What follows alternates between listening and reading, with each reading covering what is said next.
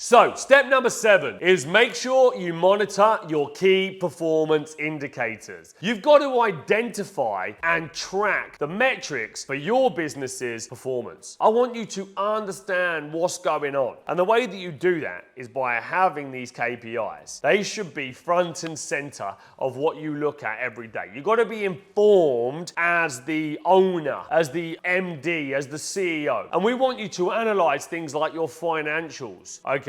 Your operations and your marketing data. Now, there are simple KPIs and there are more advanced KPIs. And as the business grows, you're going to need to level these up. But for many of you, we want to just introduce some basic ones like leads in, leads conversion to appointments, sales, cash in bank, sales targets, debtors, legals, customer review score. So these are real simple ones that you can get on top of if you're a very, very small business.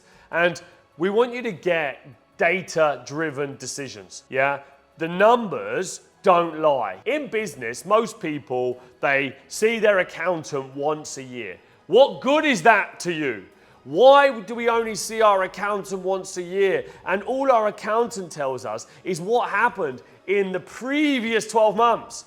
The windscreen in a car is this big and the rear view mirror is this big because you don't spend too long looking in the back. And in business, you don't spend too long looking about what happened because you're about to make sure that whatever went wrong isn't going to happen again. And the only way you do that is having up-to-date financial information that you can access regularly. The step up from accounting once a year is to move to monthly management accounts.